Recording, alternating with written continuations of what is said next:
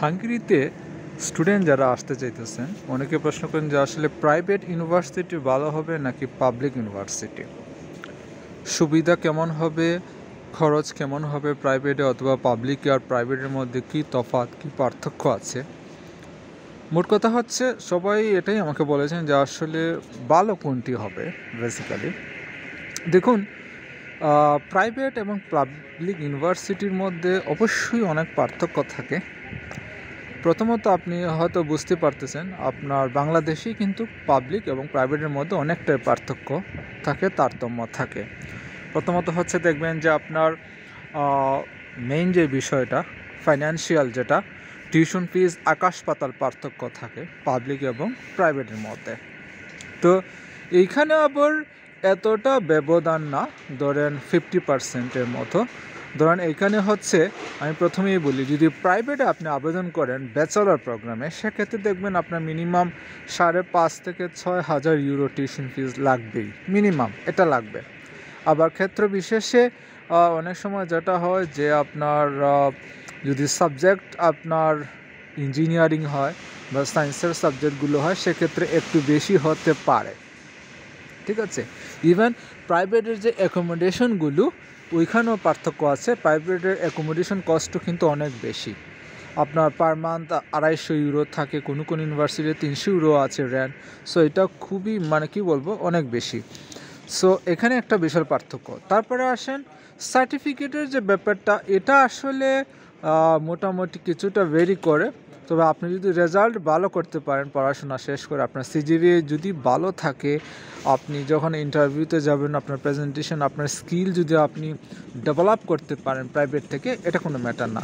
তবে হ্যাঁ, অবশ্যই পাবলিক হলে ভালো হয়। কোম্পানি বলেন, অর্গানাইজেশন বলেন, বা গভর্নমেন্ট অর্গানাইজেশন বলেন, লোকাল যে এখানের যে অফিসগুলো আছে, ওইখানে কিন্তু আপনার পাবলিক ইউনিভার্সিটিতেই প্রায়োরিটি বেশি থাকে। এবার আসেন যে আসলে পাবলিকের যে খরচ, আপনি দেখবেন পাবলিক ইউনিভার্সিটিতে আপনার টিউশন ফিজ 2,500 থেকে 3,000, সর্বোচ্চ 3,500 ইউরোর ভিতরেই আপনার হয়ে যাবে। ইভেন আপনি যদি ইঞ্জিনিয়ারিং সাবজেক্ট বা সায়েন্সেরও নেন, সেক্ষেত্রে সর্বোচ্চ 4,000-এর বেশি হয় না সাধারণত। তবে কিছু কিছু একটু বেশি হতে পারে, বাট রেঞ্জটা এরকমই থাকবে। ইভেন অ্যাকোমোডেশন আপনার দেখবেন পাবলিকের অ্যাকোমোডেশন কস্ট খুবই কম। ঠিক আছে, খুবই কম। আপনার কত হবে, সর্বোচ্চ ধরেন সর্বোচ্চ সবচেয়ে বেশি যেখানে, সেটা হলো 150 ইউরো, আর মিনিমাম আপনার 100-100-র নিচে থাকে। ঠিক আছে, সো আর আপনি যদি ধরেন বুদাপেস্টের বাহিরে যদি পাবলিক ইউনিভার্সিটি হয়, তাহলে আরও কম। আপনার মোটামুটি 80 ইউরো, 90 ইউরো বা সর্বোচ্চ 100 ইউরোর ভিতরে আপনার অ্যাকোমোডেশন কস্ট হয়ে যাবে। সো এইটা একটা সুবিধা পাবলিকের ক্ষেত্রে আমি মনে করি। ইভেন আপনি যদি পাবলিক থেকে পড়াশোনা শেষ করতে পারেন, সেক্ষেত্রে যে বেনিফিটটা পাবেন, সেটা হচ্ছে আপনার দেখবেন যে জব মার্কেটে আপনার একটা অবস্থান থাকবে। পাবলিকের তো একটা রেপুটেশন থাকে সব দেশেই, আপনি ইউরোপ বলেন, বাংলাদেশ বলেন, প্রত্যেকটা দেশেই। সো ওই হিসাবে আপনি এখানে অনেকটা সুযোগ সুবিধা পাবেন, অনেক অপরচুনিটিস পাবেন জব সেক্টরে, যদি আপনি পাবলিকের স্টুডেন্ট হন এবং আপনার যদি সিজিপিএ মোটামুটি ভালো সিজিপিএ থাকে, জবের ক্ষেত্রে এটা অনেকটা আপনাকে হেল্প করবে।